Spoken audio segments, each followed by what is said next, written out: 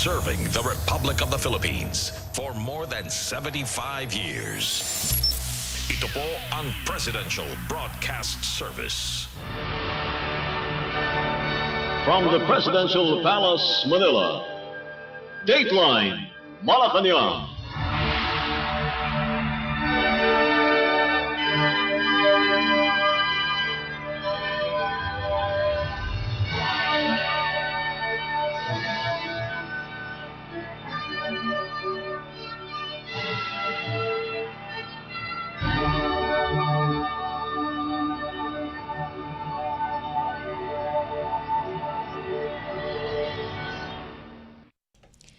Good day, this is Dateline Malacañang, and here are the news.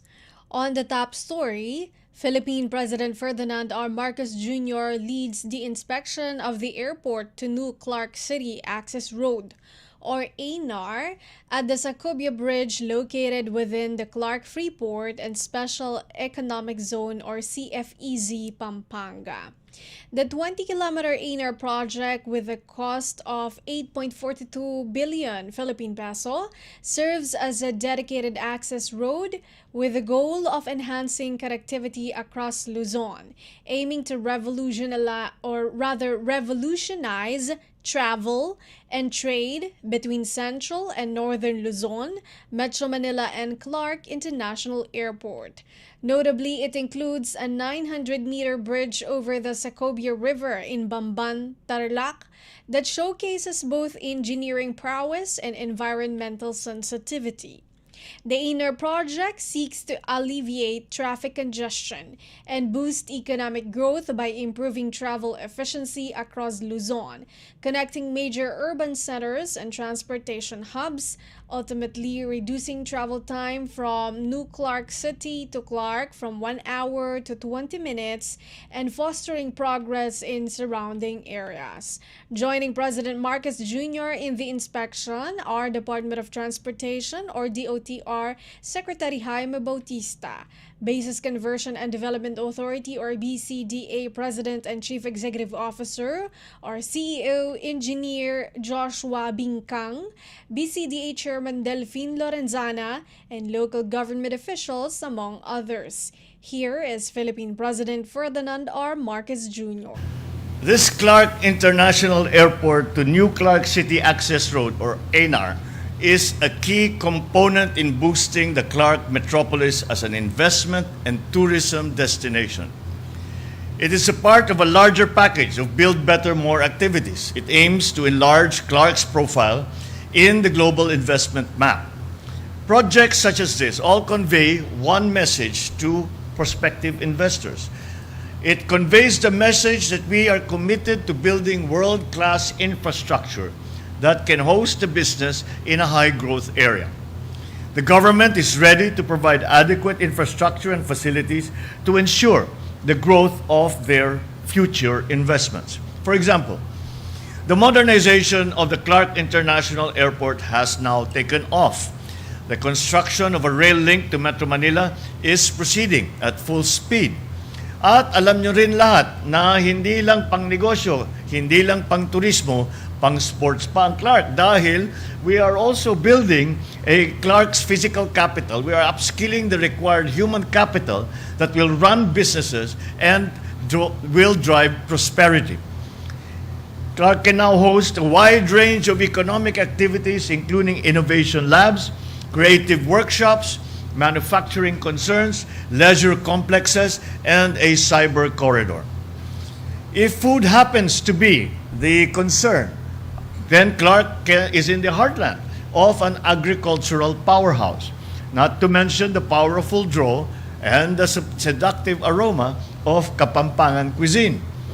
In short, the Clark metropolis has what it takes to be a mecca for tourists, a magnet of investments, and a market of goods and services. We must leverage these attributes into higher visitor traffic, attracting more investments that generate better jobs and spur economic activity. This road is much more than just an access road. It is part of our plan to propel Clark as an alternate growth area. It is a red carpet rolled out to those who will partake in all the best things that Clark can offer. It shows the path forward of building better more, so we will never lose our competitive advantage because unlocking the full potential of Clark is a continuing task. So I ask you and the BCDA to ensure the completion of the remaining works for this 20-kilometer highway. Once fully operational, I understand that you will open it tomorrow.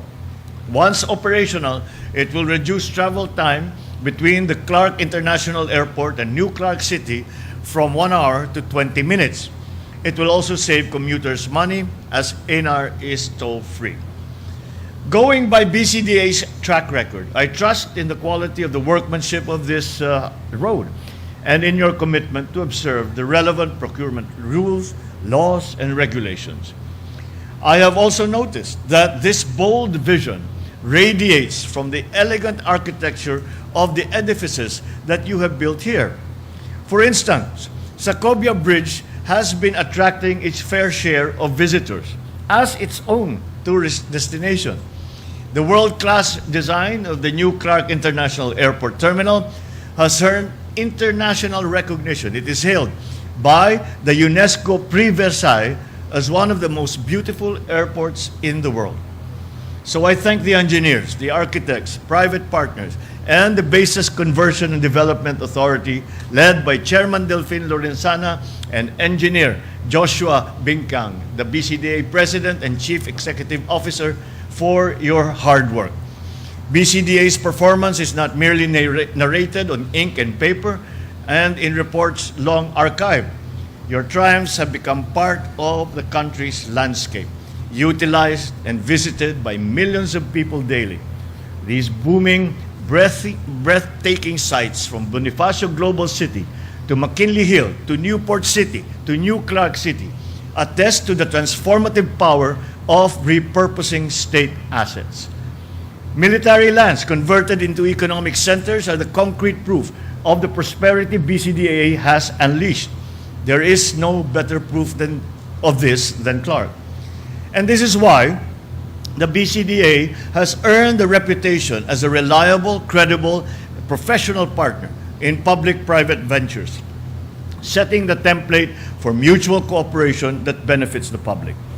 All of these, while faithfully complying with one of its major mandates of remitting its earnings to fund the modernization of the armed forces of the Philippines.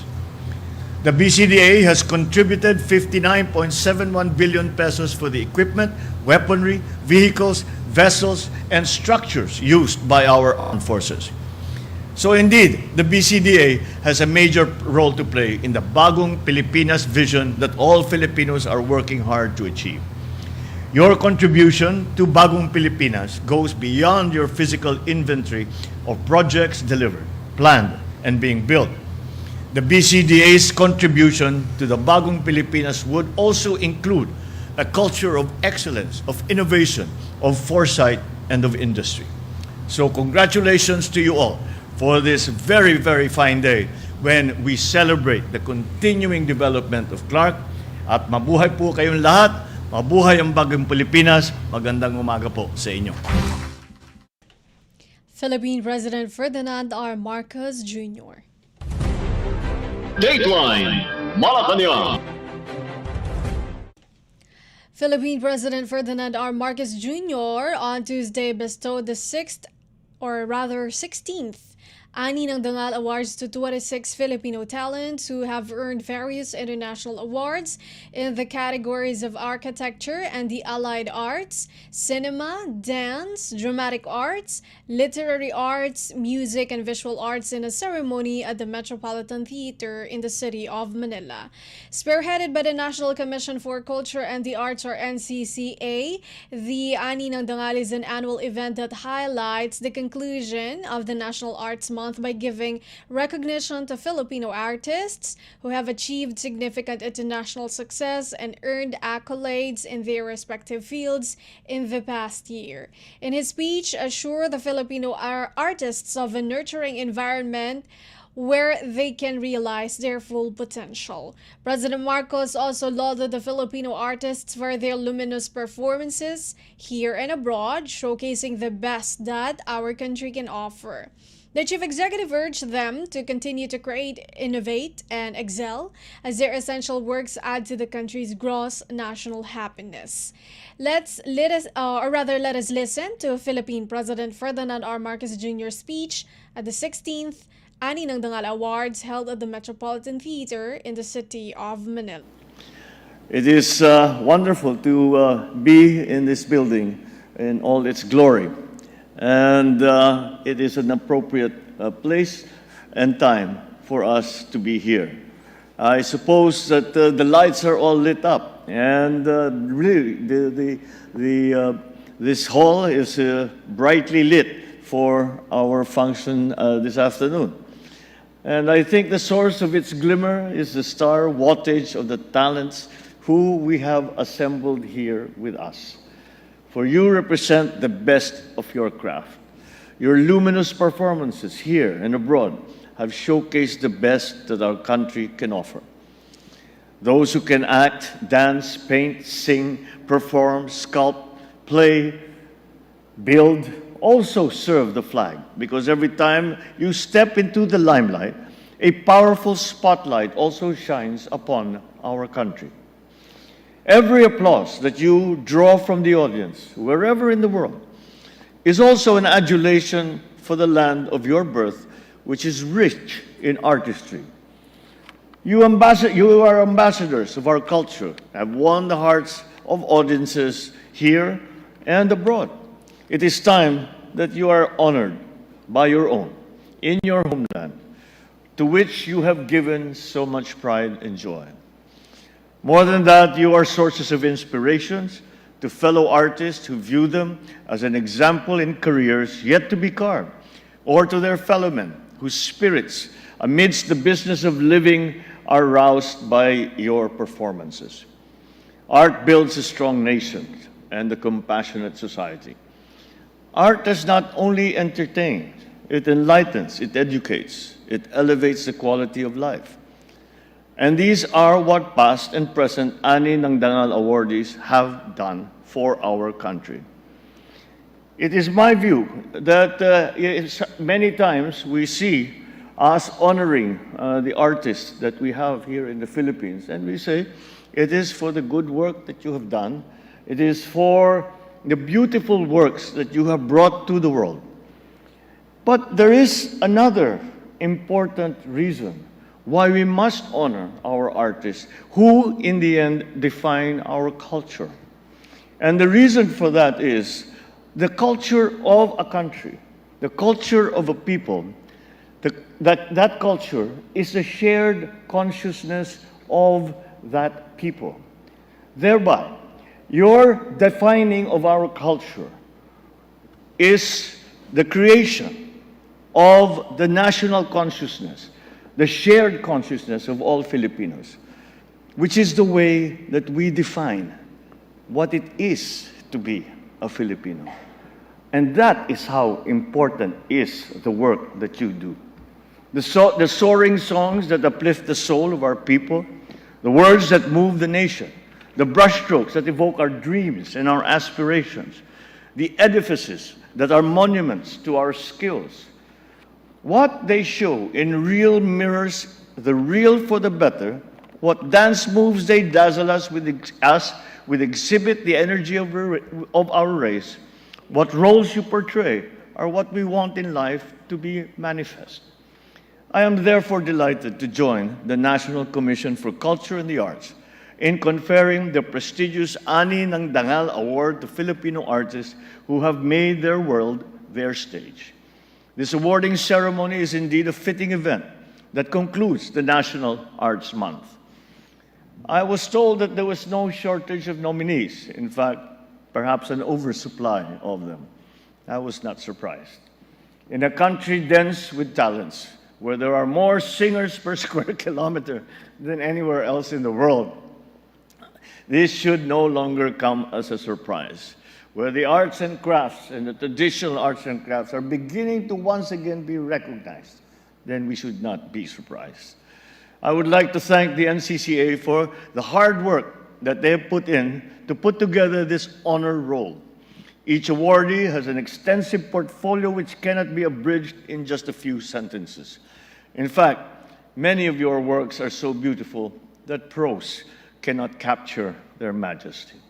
Like great art, to absorb such beauty, it can only be experienced.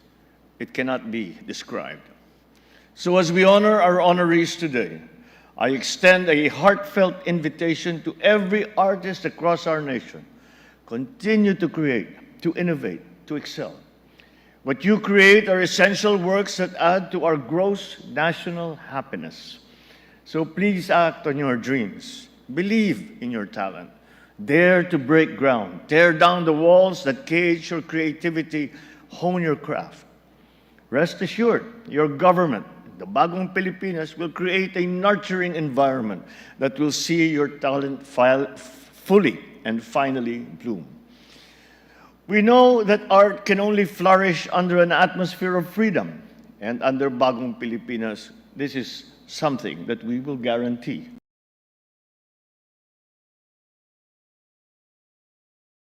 Between President Ferdinand R. Marcos Jr. Dateline Malacañang. The Department of Social Welfare and Development, or DSWD, presented to Philippine President Ferdinand R. Marcos Jr. some proposed measures to ensure the effectiveness and sustainability of the government's anti-poverty programs. In a sectoral meeting, President Marcos Jr. directed the DSWD to look for ways to protect the value of government assistance so the poorest of the poor will be protected from future economic factors such as inflation. This is in keeping with the President's 8-point socio-economic agenda, particularly the medium fiscal framework to improve healthcare, social services, and education. One of the ideas being studied is the inclusion of the first 1,000 days of a child's life into the National Anti-Poverty Program.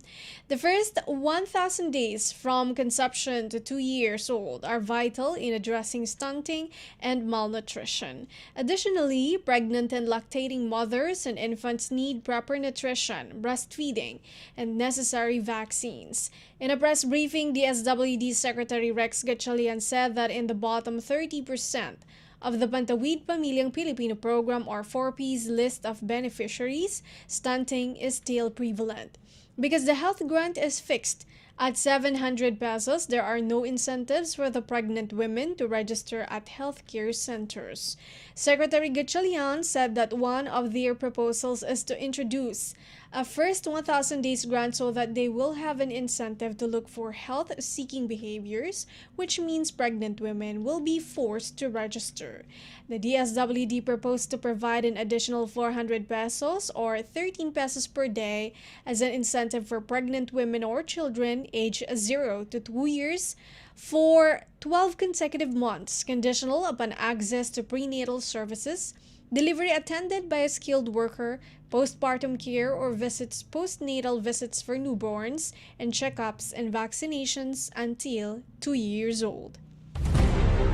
Dateline Malacañang. Malacañang has issued 15 proclamations declaring special non-working holidays in various parts of the Philippines, mostly to commemorate their founding and cityhood anniversaries. Proclamations numbers 465 to 479 were signed by Executive Secretary Lucas Bersamin on behalf of Philippine President Ferdinand R. Marcos Jr. on February 16th. Proclamation 465 declared March 21st a special non-working day in the city of Calapan, Oriental Mindoro Province, to mark its 26th founding anniversary. A special non-working day was also issued through Proclamation 466 in the city of Tangub, Misamis Occidental Province, so that its people be given the full opportunity to participate in its 56th charter anniversary. Proclamation numbers 467, 468, and 469 declared special non-working days in Davao City on March 1st, La Union Province on March 2nd, and the municipality of Gutalak in Zamboanga del Norte Province on March 6th to allow residents to celebrate the 87th Araw ng Davao, the 174th founding anniversary of La Union, and the 45th Araw ng Gutalak, respectively. March 7th was also declared a special non-working day in the cities of Samal and Tagum in Davao del Norte Province through Proclamation 470 and 472, as well as Basilan Province by virtue of Proclamation number 471. Samal and Basilan will celebrate their 26th and 50th founding anniversaries respectively. Tagum will commemorate its 26th Araw ng Tagum. Proclamations 473, 474, 475, and 476 declared March 10, March 14, March 18, and March 19 as special non-working holidays in Tanawan City, Batangas, Pasig, Iloilo, Masbate, and Bongabong Town in Oriental Mindoro, respectively. The city of Tanawan will mark its 23rd cityhood anniversary, while Pasig will commemorate its founding anniversary as a component city. Masbate Province will celebrate its 123rd founding anniversary. The declaration of a holiday in Bongabong will allow residents to celebrate the Sulyog Festival on March 19. Meanwhile, Proclamation 477 declared March 27 as a special non-working day in Las Piñas City to celebrate its 27th cityhood anniversary. Finally, through Proclamations 478 and 479, special non-working days were issued to the municipalities of Tanza in Cavite Province and Bauco in the Mountain Province so that Tanza residents can celebrate its 110th Araw ng Tanza on February 28th, while Bauco residents can celebrate the Begnas di Bauco Festival on March 15. Dateline Malacañang. Philippine President Ferdinand R. Marcos Jr. congratulated Indonesian Defense Minister Prabowo Subianto on his apparent victory in the country's presidential election after early results show the latter's landslide win. In an ex-post, President Marcos said that he looks forward to deepening the Philippines' bilateral ties with Indonesia, most especially as both nations celebrate 75 years of diplomatic relations this year. The 75-year-old Prabowo is poised to be Indonesia's next leader on his third try for the highest post. According to reports, Prabowo is taking the lead in Indonesia's presidential election after securing 58% of votes based on quick counts. Official results of the presidential election in Indonesia are due to be announced by March 20. A former political nemesis of incumbent Indonesian President Joko Widodo, Prabowo lost twice to the former before becoming the defense chief in 2019. In January, Marcos expressed optimism that the Philippines' strengthened ties with Indonesia would continue even after Widodo's term ends in October this year. Dateline Malacañang. Philippine President Ferdinand R. Marcos Jr. said that amendments to the economic provisions of the 1987 Constitution are vital in attracting more foreign investments and upskilling the Filipino workforce. In a media interview on the sidelines of an event at the Metropolitan Theater in the city of Manila, the president said consultations on proposed charter reforms have already been done months ago, adding that the Senate is now taking the lead in introducing amendments to the Constitution. What's happening now? What's happening now? First, that bill, I always said the Senate will take the lead. The Senate is taking the lead. And between the two houses, they will come to an agreement, and that will be the way we'll do it. But I don't know why there is such. It's really a storm in a teacup because this has been decided very long ago from both the leaders of both houses. So maybe I don't proclaim, but sinasabi na kailangan kung pumasok, kailangan kung matagal na ako nakikipag-usap sa pagkabila. But you know, what for me is more important than to make these proclamations, pronouncements. What's more important is to get it done. So that's what we're doing. We do it quietly. We do it, without any fuss. We just want to get those amendments incorporated into the Constitution to improve the chances of investment and upskilling of our people. Philippine President Ferdinand R. Marcos Jr. Dateline Malacañang. Philippine President Ferdinand R. Marcos Jr. said the Philippines will use all legal action against Chinese fishermen if there is enough evidence to prove that they are using cyanide to fish in Bajo de Masinloc or Scarborough Shoal. The National Security Council or NSC is currently looking into the claim of the Bureau of Fisheries and Aquatic Resources or BFAR that Chinese fishermen use cyanide to intentionally destroy the fishing ground to prevent Filipino boats from entering the area. In a media interview, President Marcos said he knows of cases of cyanide fishing even here in the country, but this is more alarming as the use of the chemical is more widespread. Well, the best that we know is that there really is, as far as we can tell. Sabi ng BFAR, talagang merong ginagamit. Meron naman nagsasabi, matagal nang ginagawa yan. And I do know that there are cases of cyanide fishing before, even here in the Philippines. But I think that the reason that it has become more alarming is that it has become more prevalent. Kaya yun ang inaalala Are we natin. going to file a case? Kasi sabi po ni Secretary Malaya, parang they are intent to file a case against China. If we feel that there is enough ground to do so, we will. Yeah. Our spokesperson, Nazario Briguera, over the weekend said that cyanide fishing was not only done by Chinese fishermen, but also from Vietnam. Briguera said the use of cyanide at Bajo de Masinloc will endanger all marine resources, including the ecosystem and the waters in general. The official also confirmed from the agency's ground personnel that coral reefs have been destroyed, which could reach to billions of pesos in damages. Cyanide fishing involves the spraying or releasing of toxic chemical on coral reefs, stunning fish for easier capture. Unfortunately, cyanide also damages and kills corals. Dateline Malacañang. Philippine President Ferdinand R. Marcos Jr. met with officials of Grab Holdings Incorporated and the Philippine Department of Transportation or DOTR to discuss initiatives on additional opportunities in the country. President Marcos ordered the immediate review of the proposal to make motorcycle taxis legal, as these are already being used by commuters. Among discussed was the possible effects of the recommendation of Grab to loosen the regulations on Transport Network Vehicle Service or TNVS. The chief executive said that more transport options will benefit commuters, drivers, and even micro, small, and medium enterprises or MSMEs.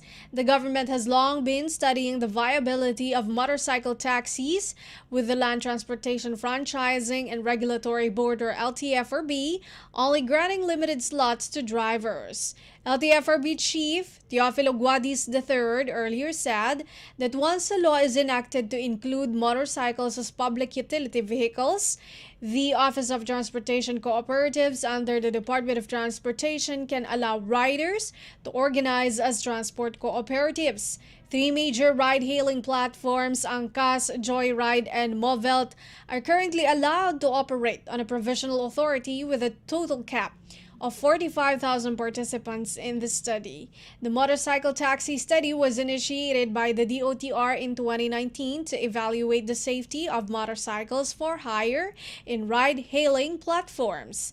The study also aimed to give the government enough time to thresh out legal issues concerning the use of motorcycles as a mode of public transport, as the current Land Transportation and Traffic Code prohibits the use of private motorcycles for hire. Dateline Malacañang.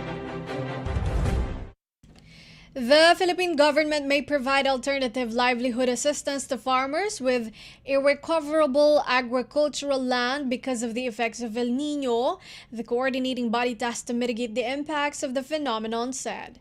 Task Force El Nino spokesperson and Communications Assistant Secretary Joey Villarama said the government is ready to provide immediate assistance to farmers who will bear the brunt of the weather phenomenon. Villarama said affected farmers would also receive cash assistance from the government. He said the government will not be complacent amid the threat of the El Nino phenomenon, adding that it will take a scientific approach to ensure that the country has enough water, energy, and food supply. Villarama also stressed the need to monitor senior citizens and the youth who may experience heat stroke and skin diseases related to extreme heat. This as he warned that the strong and mature El Nino that the country is currently experiencing may persist until May this year. 14 of 41 provinces currently affected by El Nino are experiencing drought, 10 are under dry spell, and 17 are experiencing dry conditions. On Saturday, Villarama said the government is on a tight watch over food prices, as well as water and power supply, as it anticipates El Nino to affect more provinces by the end of February. The Task Force El Nino was reactivated, reconstituted, and streamlined through Executive Order Number 53, signed by President Ferdinand R. Marcos Jr. on January 19. Under EO 53, President Marcos directed the task force to develop a comprehensive disaster preparedness and rehabilitation plan for El Nino and La Nina to provide systematic, holistic, and results-driven interventions to help the public cope and minimize their devastating effects. Dateline Malacañang. The National Economic and Development Authority, or NEDA, said micro, small, and medium enterprises, or MSMEs, may not be able to afford the proposed 100 pesos minimum wage increase. NEDA was asked to provide inputs about the proposed wage hike. Undersecretary Rosemary Edilion said on the sidelines of an economic forum. The Corporate Recovery and Tax Incentives for Enterprises, or CREATE, which was enacted in 2021, cut MSME's corporate income tax to 20% from the previous 33%.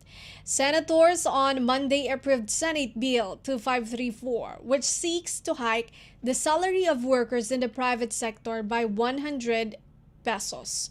Under the bill, all minimum wage earners in the private sector nationwide, whether agricultural or non-agricultural, are entitled to the 100 pesos increase.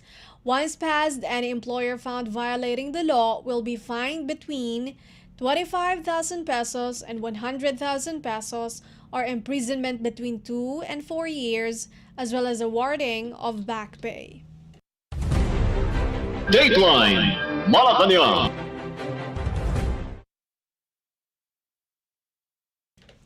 Finally, for Dateline Malacañang, to touch base with migrant Filipinos in Japan, the Commission on Filipinos Overseas, or CFO, will establish its first attaché office in the East Asian country. In his welcome remarks at the CFO Board of Commissioners meeting, Secretary Romulo Arugay said the welfare and interest of Filipinos overseas have been elevated to the forefront, being a top priority of Philippine President Ferdinand R. Marcos Jr.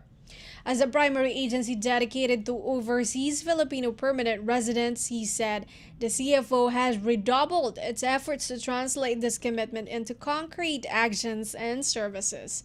To further uphold the interests, rights, and welfare of Filipino immigrants while fostering strong ties with the Filipino diaspora worldwide, the CFO is charting toward expansion and innovation both within and across international borders.